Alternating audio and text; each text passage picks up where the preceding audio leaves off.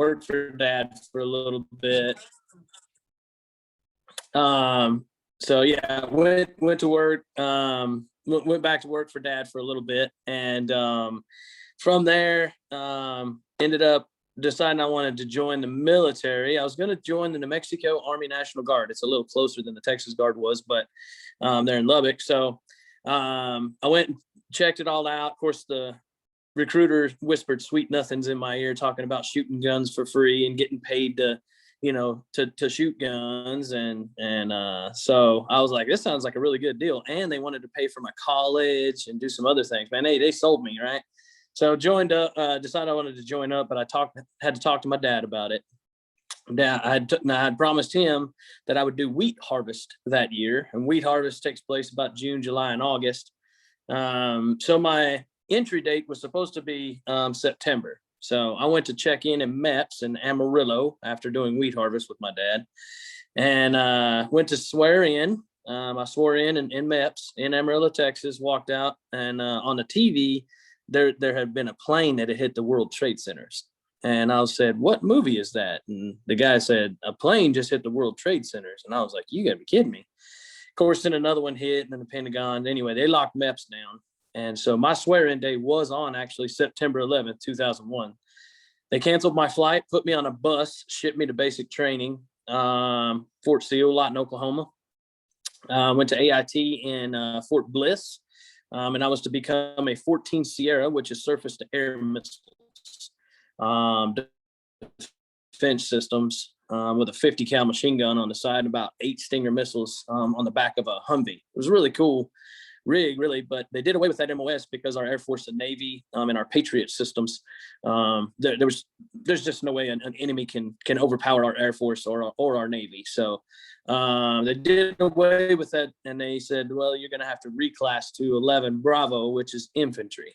So I became an infantryman, and I would spend pretty much the next 14 years active duty, traveling all over from the Regional Training Institute in Santa Fe, New Mexico, Fort Knox, Kentucky, where I became a warrior transition course instructor,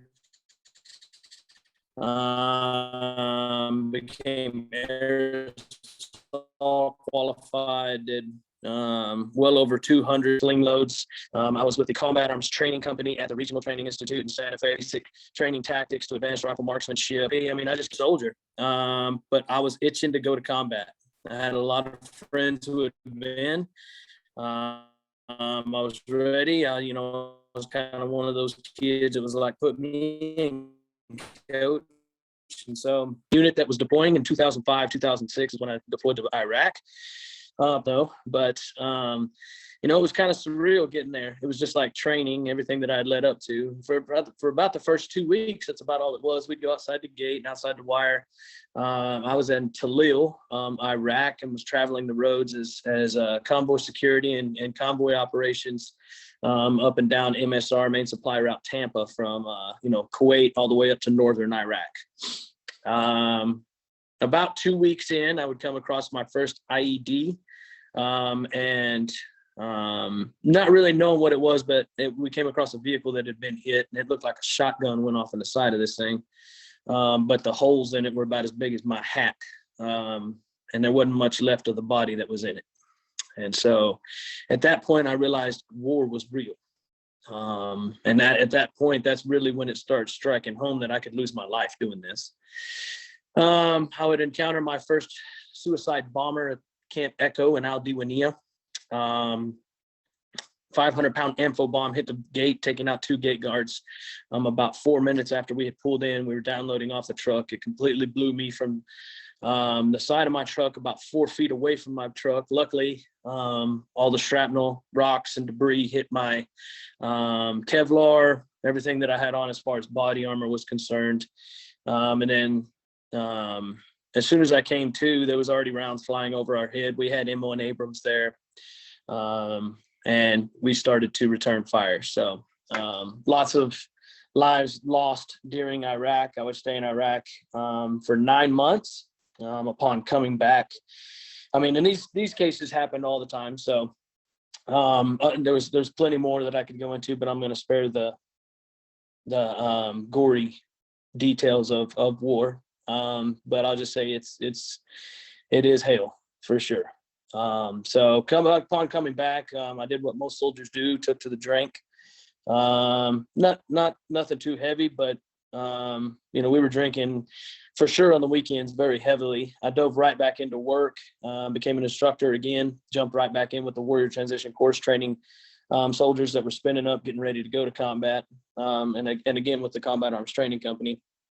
Down in White Sands Missile Range, became a weapons instructor down there, where I educated men on how to fire everything from AT-4s to 50 cals to grenades. All of your new weapon systems, the Mark 19s, which are automatic grenade launchers. I spun guys up on all that good stuff. So anyway, but what I noticed was my hypervigilance, which is my awareness, was way over stimulated. I was constantly watching rooftops. I was constantly watching windows. I was constantly watching people's hands. I would dodge dead animals on the side of the road. I would go from one side to the other side of the road, even with people in the vehicle with me, and not even know that I was doing it. When people asked me about it, I would say I don't remember doing that, and I didn't really know what it was. But see, I grew up on a farm and a ranch, and when we had problems, if you're hurt, you don't get hurt.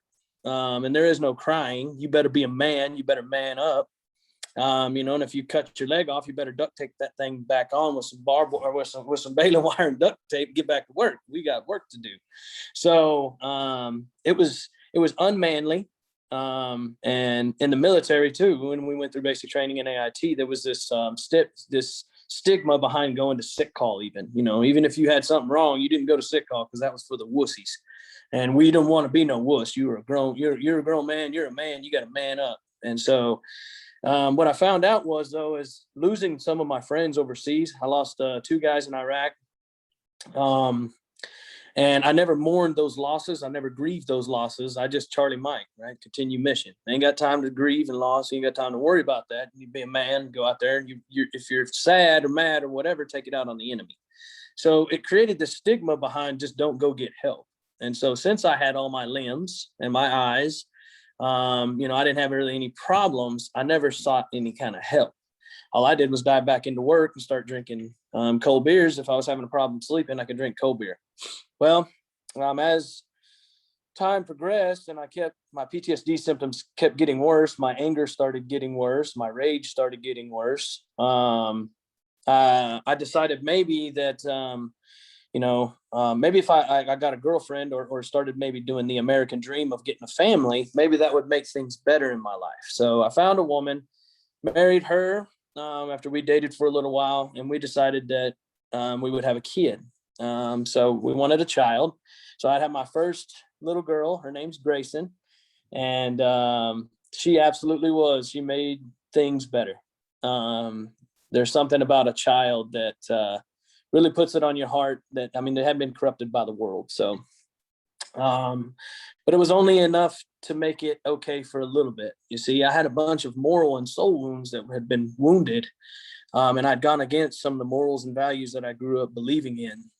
Even some of the church stuff that I had gone to as a kid, thou shalt not kill. Thou can't even have hate in your heart. And it's like murder. So there was those things that were wounded because of the things that I had done overseas and because of the things that I had seen that I hadn't gotten healed yet. So it wasn't enough for my kids. So I went back to drinking. And one night, one of my buddies had come over that I had deployed with. His name's Sergeant Griego, Ben Griego. And he came over. I'd known him before, before we had joined together. He was from Clovis, New Mexico, actually. I met him there, and we got along really well. But anyway, we survived Iraq together. He was at the house. We started drinking. He was telling me he had some problems.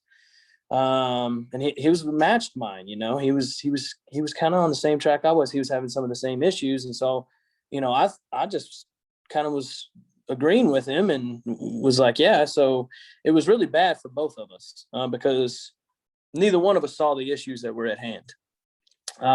So I just shoved some more shots at him because that's what we did, was drink. Of course, we had to be on the range the next morning, and he didn't show up. He was I was like, that gummit, this guy done drank too much dang alcohol, So we went and picked up the targets and ammunition and stuff. And still he wouldn't answer his phone or nothing. So we went by his house. And I would discover him hanging in his closet. And it really tore me up, but I didn't know how to, I didn't know how to be sad. So I just got mad. And I started drinking a whole lot more heavy, would end up getting a DWI, starting to go out and get away from family. I didn't even want to be around my family or my kids, or my one kid at the time. So end up getting a DWI. And even that wasn't enough. I went to jail and had to do community service and all these other things, lost rank. But it wasn't enough. It wasn't enough. I couldn't get rid of the nightmares. I couldn't get rid of the hypervigilance. I couldn't get rid of the depression. I couldn't get rid of the anxiety. So the best thing that I knew how to do was jump on another mission. So I found a unit that was deploying to Kosovo, K414. All I was supposed to go do is teach urban operations. I was very good at clearing houses and clearing rooms and teaching people how to do that. So they decided that'd be a good fit for me as an instructor, and then teach our hand-to-hand combat, which is it's called Martin Army Combatives. I was a combatives instructor. And so all I was doing is certifying level 1 and level 2 combatives while I was over there. But about 6 months in, the Serbians, now Kosovo's between Serbia and Albania, and they've been at war since biblical times, but Serbians had burnt down the northern gate, killed a bunch of ULIC soldiers up there. And so they called us in to respond. We kicked in a bunch of doors and found out who it was, arrested them, zip tied them up, turned them over to ULICs. But we shut down the northern gate, which really aggravated the Serbians. Serbians began to build a new road. Our colonel decided it was a good idea to just let them build the road, have a new road coming in, and then we'd take it over. So when it came time to take it over, we went in to take it over. Now, mind you, this was supposed to be a peacekeeping mission only. There wasn't supposed to be combat involved. I would get into that day when we took that road over, I'd get into the worst firefight that I've ever been in my entire life. 2 men came out with Purple Hearts on that mission. I watched one of my best friends staying there get beat to death. They'd cut his sling off, was shooting at us. I was blown up again by a pipe bomb. I was captured by 6 individuals, drug over into Serbia, saved. Shortly after that, and a lot of innocent people lost their lives that day. President Obama himself called down and thanked us. There was 18 of us against about 400 of them. And President Obama called my major and said, "You tell your men thank you for not turning that into a bloodbath, because they had every right to." I didn't fully recover from that. There was a lot of fears that developed as being a weapons instructor, hand-to-hand combat teacher. I couldn't believe that I had been the guy that got captured. So I came back. My buddy that day near got beat to death was having some serious issues as well. PTSD had taken over his life, and had taken over mine too. I decided maybe having another kid would help. So me and my wife had another little girl. Her name's Hadley, and again, it did help for a minute. There's just that pure joy of a kid who hadn't been corrupted by the world. They hadn't seen evil. And so, but it still wasn't enough. I continued to drink. I continued to be angry. I continued to take my anger out on those that were closest to me. I did not sleep at all. I mean, hardly ever. Even when I would get passed out drunk, I wouldn't, that was about the only time that I could sleep, and it would be to pass out from drinking enough alcohol. My wife couldn't stand it. She asked me to go get help. I still wouldn't go get help. We ended up we were living in Lubbock at the time, moved from Lubbock to Austin. We moved in with her family. My father-in-law had called and said that I was basically being a piece of crap father, and he was right. I didn't even know how to be a dad. And as he proceeded to say some things, it really pissed me off. And he started talking about one of my friends, and that I had just gotten a phone call from. The man that had been beaten to death had chose to shoot himself. And I decided to get drunk that day and did something I will regret forever. But I threatened to kill my father-in-law. I called my ex-wife wife at the time and told her that, I was going to kill her dad. She recorded the phone call, and I was arrested by the Williamson County Police Department for a terroristic threat on a family. It was there that I'd wind up in Waco at a PTSD inpatient facility. I'm receiving treatment for PTSD. About halfway through, I would get my divorce papers, stop working on myself, start trying to salvage a marriage, which I was unable to do. After the divorce, I kept drinking. I moved back to Lubbock. And once I couldn't afford to come and see my kids anymore, I lost access to my children. That was the last good hope I had. I dove into cocaine and methamphetamines. And shortly after that, I would take 31 prescription pill bottles, take all 31 prescription pills, take the whole bottle, smoke a little less than an 8-ball of methamphetamines, and drink a gallon of liquor, trying to kill myself. I didn't die that day. I had pushed everyone away I loved. No one had checked on me for 3 days, but I came to. I'd messed myself, thrown up all over myself. Decided the best thing to do is to get back on the drugs. And so I was going to go to my lady's house that I was getting drugs from to re-up and get some more drugs. And one of the guys outside, who was another druggie, I was just bouncing around from house to house, homeless, didn't have anything, not a penny to my name. And he said, "That don't go in that guy's room. That guy's crazy. He needs God or something." And I said, "Well, maybe that's what it is." So I downloaded a Holy Bible app on my phone. It's called YouVersion. Now, mind you, I hadn't read the Bible very much. But upon downloading that app, the first verse that came up on the verse of the day said, "Do not even go by the lady's house." And I thought someone had tapped into my phone or something. I didn't exactly know what was going on. I had some paranoia and stuff going on. So I had psych meds and drugs and alcohol and all kinds of stuff in my system. But now that wasn't what it was. Now I disassembled my phone because I did think that, but I ended up finding a Bible, and I opened it up to Proverbs 7. And sure enough, there it was, talking about the promiscuous woman and how many men had gone by her house and had led many men astray. And I started reading that thing. I put my phone back together, and I actually started reading daily devotions. I did that for about 9 hours straight of reading straight through all devotionals and scripture and some other things. And I called a guy that I knew that was a devout Christian, and I said, "I don't really want to tell you what's going on in my life, but can you pray for me?" And he said, "I'll do you one better. I'll pick you up for lunch." So he came and picked me up for lunch. We had lunch, and he prayed over me. I don't remember what all he said, but after the prayer, he said something that I'll never forget. And that is, he said, you kind of tie God's hands when you're sitting still. God really can't move a parked car. If you're moving, he can guide you back to the path. And that stuck with me about the moving part. See, he dropped me back off at that trap house that I was in. And I was really thinking about it. I was looking at my uniform hanging in the closet, knowing that God had more in store for me, or at least I thought he should anyway. And so I kept reading that YouVersion Bible app, but that stuck with me that I needed to move. The next day, I called a Vietnam veteran friend of mine who's known me since I was about 9 years old. And I said, "Look, I don't want to tell you what I'm doing, but can you help me?" He said, "What do you need?" And I said, I need to move. And he said, "I'll be there in 15 minutes. We loaded up everything I owned, put it in the back of his pickup. I went to check in, or I left Lubbock, went to Killeen, Texas, got in with a buddy of mine there that I was in that Waco program with. He's a drinker, and he was drinking at the time. He had relapsed. And sure enough, that's what I did too. I dove right back into drinking, right back into the same thing. And then the next day I was getting drugs. And I found out that no matter where I go, that drugs and alcohol are always going to be present. And that no matter where I go, those problems that I had, the nightmares, the hypervigilance, those visions that I've seen of the people that are lives that I've taken and the brothers that I've lost, I'm never going to unsee that stuff. But again, I was still reading that Holy Bible app. And it was like God was putting it on. So I checked into the VA facility in Temple. They got me in there for substance abuse, where I could go get my drinking and drugging under control. And about 2 weeks in, one of the ladies was given symptoms of PTSD.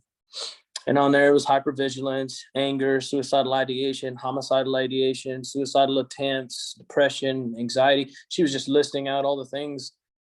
And I raised my hand at the end. I said, "Lady, I got all of those. How do I get rid of it?" I'm tired of living with this stuff.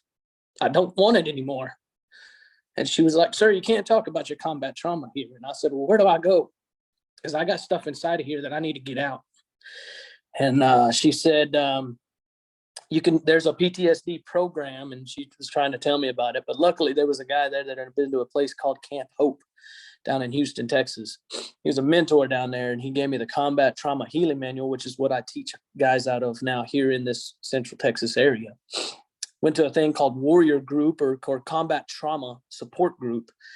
And it's where we talk about stuff like this, where people don't judge us, where we can feel safe to say things that maybe, are not really safe to say in a public setting or a secular audience. And being able to talk about that bloody, gory, nasty stuff that we see in war and get it out and shed some light on it to where we can have other people to walk us through those things. So Camp Hope helped me do that.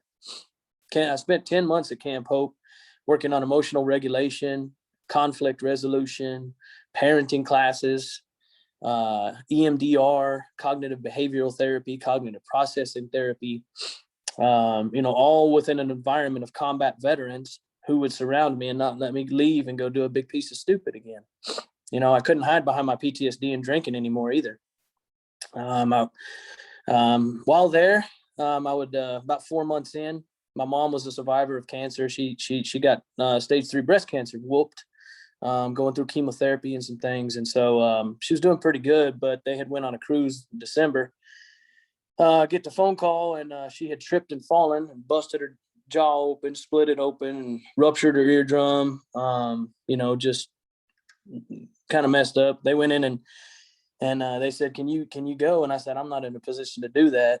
So they helped me write an emergency action plan and a relapse prevention plan, and got everything lined out where I could go and see her at the hospital there in Baylor Scott and White in Dallas. And got there. My mom could see the change in me. She was like, I always wanted my little Michael back. And I said, Mama, he ain't coming back, and she's like, well, whatever's going on with you now is far greater than anything that I could ever hope for. I didn't know it at the time, but see, I'd accepted Jesus in my heart for the first time as my Lord and Savior. And I was already starting to live out what it is to be a Christian life and study that word, and figure out ways to deal with my PTSD and treat my PTSD. And it was showing through without me even saying anything. People could see it, including my mom. And she always wanted that for me. Well, the doctor would come in and say, hey, we did some x-rays and your mom's breast cancer is metastasized and moved into her brain, stage 4, terminal. That was back in May 8th was the day that she passed this last year. That marked the 1-year anniversary. Excuse me. Losing my mom. Finding that out, she's sitting in a deathbed. And she was like, Michael, I'm scared to die. And I said, well, Mom, ever since I was a little kid, you said that if you got Jesus in your heart, there's no reason to be afraid, because you're going to go to a place where there's no tears, no suffering, no pain, all joy, no cancer, no PTSD. So what is about death that you're scared of? Because, if there's something left unsaid or something left undone, we got a chance right now to do that, to walk through those things. And so we did. I was making amends and asked for forgiveness, and God gave me a great gift that day. I continued to walk with her through that. I explained to her that there wasn't nothing to be scared of. And she was like, well, Michael, I'm going to miss you. And luckily I had been reading my Bible, and I remembered a passage that said 1,000 years on earth is one day in heaven, which means we ain't got nothing to, that she's going to blink and I'm going to be right there.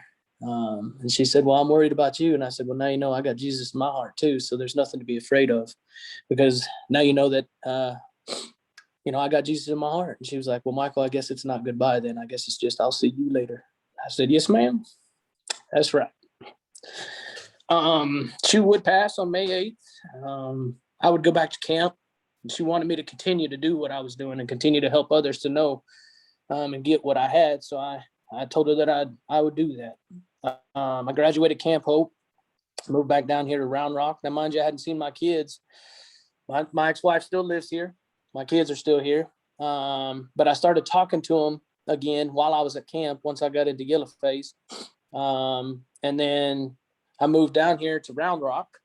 Once I got here to Round Rock, I started deciding I wanted to run peer support groups. So I took a combat trauma healing manual, joined up with Crew Military, and some guys there, one of the chief of staff. So he helping me, get some manuals going and stuff. I got certified in care and counsel for combat trauma through Crew Military and Crew Ministry. I signed up with some guys at City View Bible Church in Round Rock. They gave me access to the church to be able to host meetings. I started working and getting with the police department here locally, the Round Rock Police Department, the Cedar Park Police Department, who put me in touch with the crisis response team in Cedar Park, a mobile outreach team that deals with mental health, San Gabriel Crisis Center. Then I started gaining more ground and contacts and getting plugged in with the Williamson County Veterans Treatment Court and Judge Barker and her team, where I'm continuing to host peer support groups and help guys that are struggling with PTSD and the unseen wounds of war. God continued to heal my heart. He continues to this day. I continue to treat my PTSD. But after Camp Hope, I didn't have nowhere to go. There wasn't anything left. And so I found that the best niche for me was to find something that on continued care and aftercare. See, upon leaving Camp Hope, I actually did go out and drink again.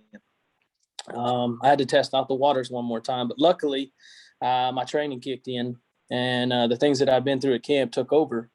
And so I called some of my support system, my accountability team members and guys. So anyway, they're guys that I still keep in contact with. And so now I attend church regularly. I've got a year, 8 months, and 29 days today clean. I've got over 10 months sober. I caught on with the Paul McLaughlin, who owns just started a new 501c3 with scuba diving. So I take 2 times a month. I take guys out to scuba diving. Once a month, we go out and do disc golf. I've got some hunting and fishing spots where we take guys to do hunting and fishing trips for self-care. I'm currently getting 2 females that are going to be certified in When War Comes Home, which is it's a Christ-centered solution for wives of combat veterans, because we do put our wives through quite a bit. And once they get certified, they'll be running family groups alongside of the groups that I run every single week. Crew Military also has first responders, and our first responders and frontline workers go through quite a bit of trauma and line of duty stress. So currently, I have 51 combat veterans that I serve, doing one-on-one sessions, our weekly group every Thursday. Tuesday, I've got about 14 first responders, from firefighters, detectives, one FBI agent, that are all in my group and working through the first responder manual that I do one-on-one service with as well, and our weekly meetings on Tuesday. And like I said, I'm getting people there's 2 women that are going to end up getting certified for wives of combat veterans, so that the wives and the veteran can receive care, and child care is also provided. And then we are working on getting some sponsors to get food donated, so that we can also feed people. So with that, I will end there, I think. I joined up with the Round Rock Noons Lions Club, became a member, and continue to, actually, I love what y'all brought up about the Lions camp. Very good. I got an opportunity to Yeah, Michael, let me interrupt. Sure, go ahead.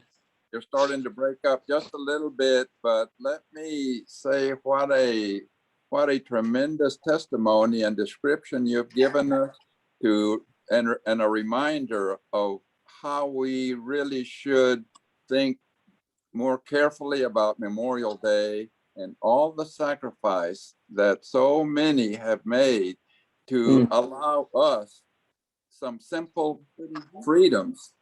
So thank you so much. And if you are okay, we are a little bit over time, but this is too interesting. Those of you, if you could take a couple of questions. Yes, please, go ahead. All right. If anyone has a question. I have a question. Yes, go ahead. I'm luckier than you, Michael. My PhD never was anything what you had. But I think everybody should understand that anybody who's been to war leaves a piece of themselves over there. Whether they admit it or not, you've left a piece of yourself over there. and just be aware of it. Mine manifested. Like I said, I didn't do what he did. But the other thing, Michael, is this all religious based, or do you help people Anyone? not? Yes. It's almost like a proselyting union as much as it is PTSD thing. Yes, sir. Well, thank you for your service, first off. And but yes, this so it is a faith-based program that I do run. But it is, you do not have to have. I mean, I was mad at God and had turned my back on God actually before I went to camp, and had gotten my treatment the way that I did. We work out of the Combat Trauma Healing Manual, which is Christ-centered solutions to combat trauma, but you don't have to have any kind of faith going in there. Matter of fact, most of the guys that are in there, I've got one guy right now who is an atheist. There's another one, that I have that's a Wiccan. So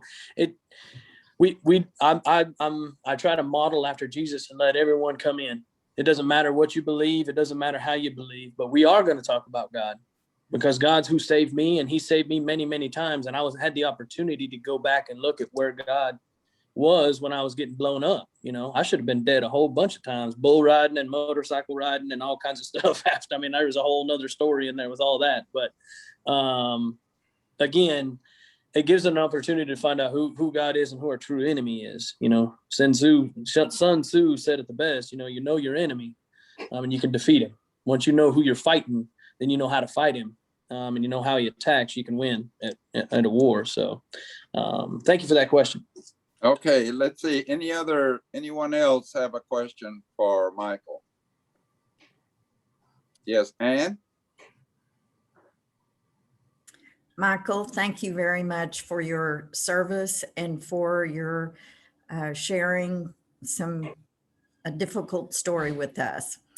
My question is, where do you get the financial support to be able to help these veterans who are suffering and are going through your program? How is it financed?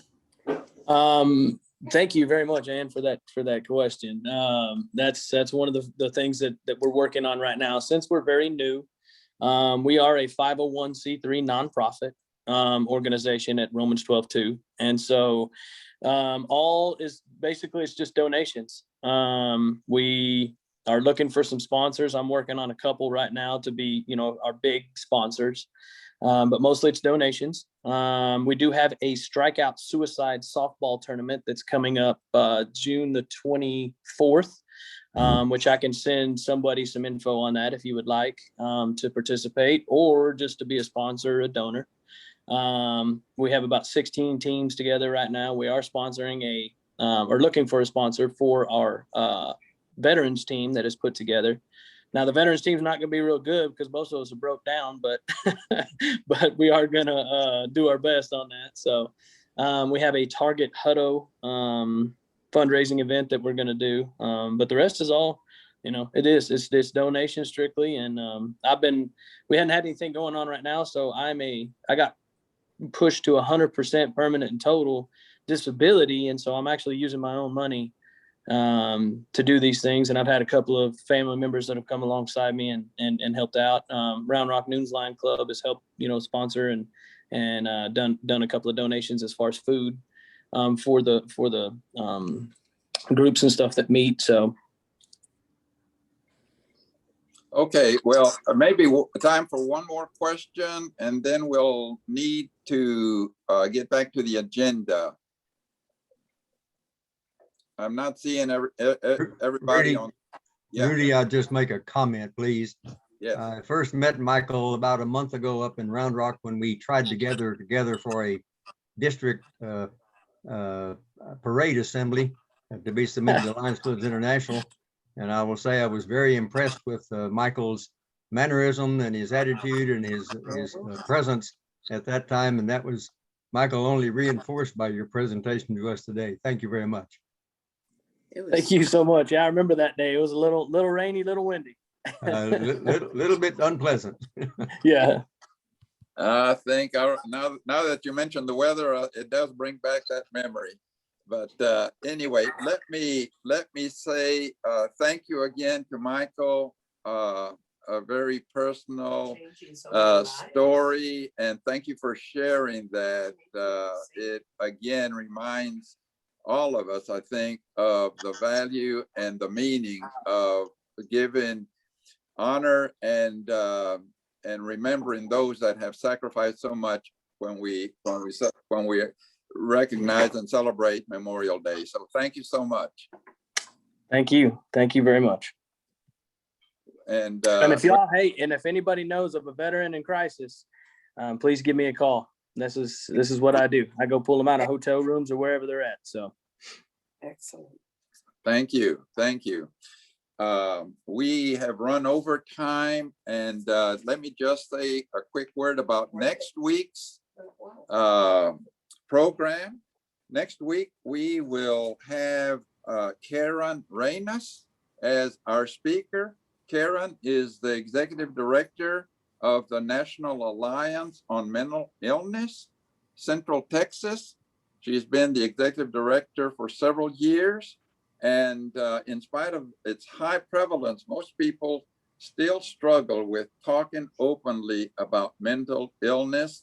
Karen will break down some of the most common mental health myths and suggest ways for transforming the way communities talk about and address mental health. So join us next Thursday with Karen as our speaker. Thank you to all those that joined us today. Special thanks to our speaker, Michael, and to Alan Ford for his wonderful presentation and reminder about Memorial Day and the Lions Club and the local area as well. Any final thoughts or comments about today's meeting or for today's meeting? Okay, remember this afternoon, 4:30 to 6:30 at the Central Market. Hope to see as many of you as are able to attend there. So I believe we I have one are. thing, Rudy. I'll keep this meeting open as long as any two people want to keep talking. All right, thank you, Chuck. All right, y'all heard Chuck. He's going to leave the Zoom meeting open if anyone else wants to have a comment after the meeting. But for now, we are adjourned. Thank you. Thank you, Chuck.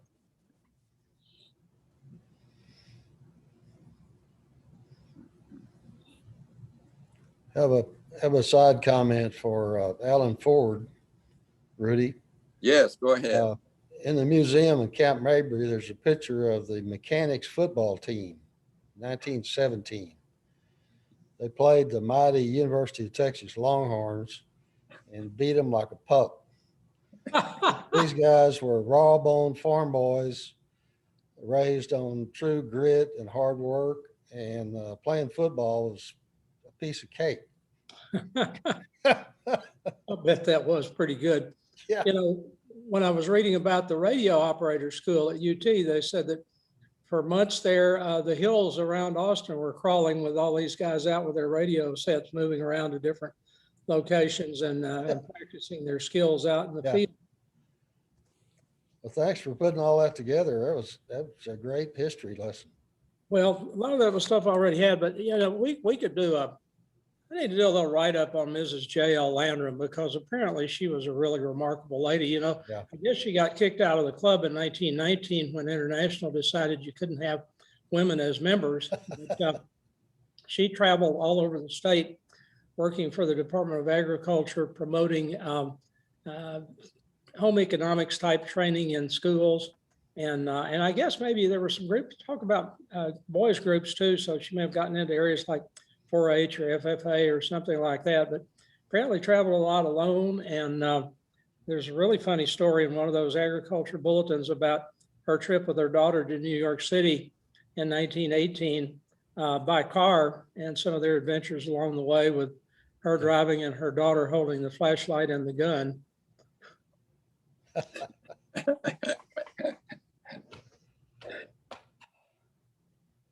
Thanks again for putting that together. It was a great presentation.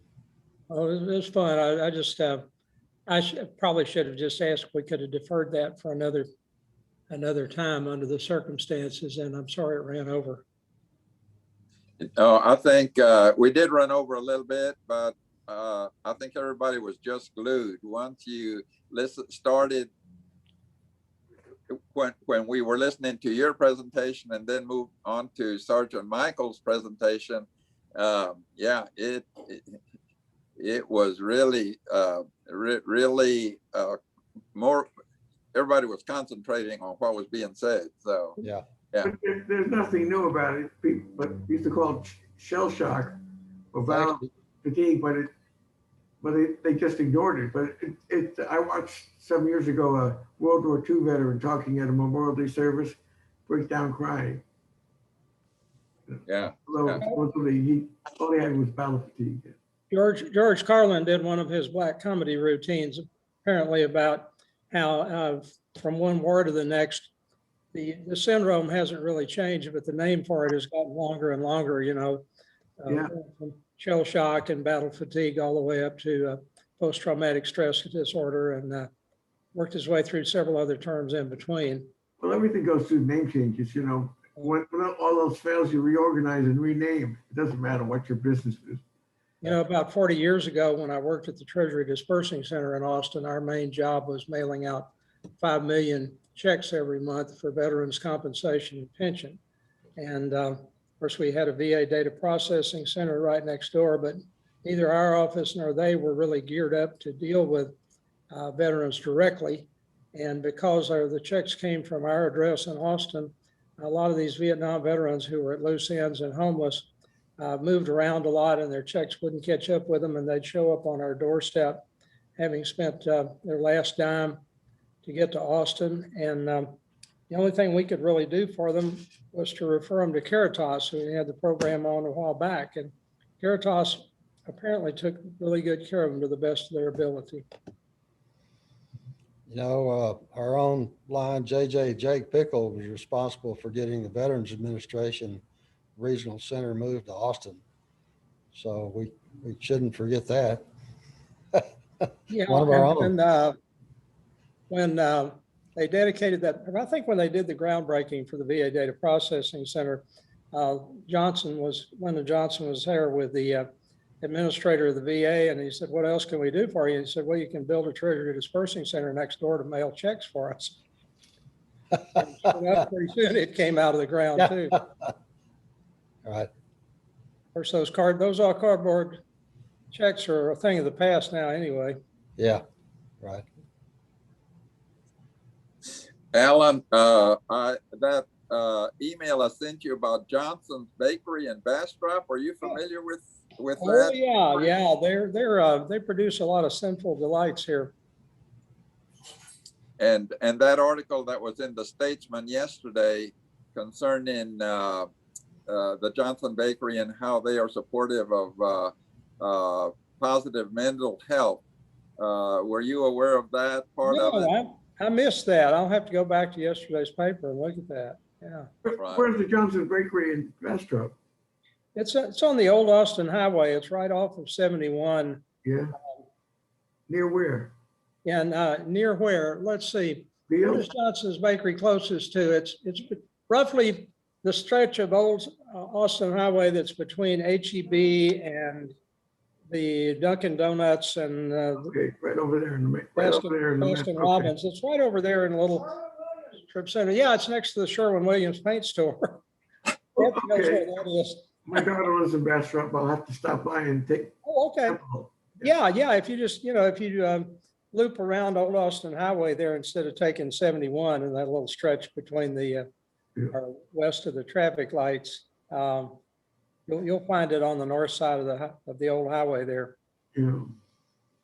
All right. Well, yeah, our speaker next week, Karen Reynes, will be talking about mental health in general in Central Texas, and may bring up this particular sweet shop.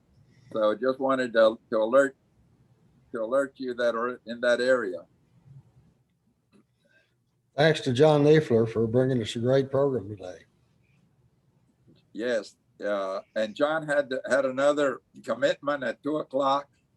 Excuse me. So he was needing to leave just as Sergeant Michael was finishing his presentation.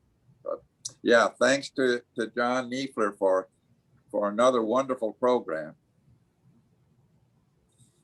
Chuck, I'm going to have to get off, but thank you so much for staying on a little bit longer and for hosting today. All righty, you're welcome. Goodbye, everybody. Have a good week. All right. Thank you. Bye-bye. Bye.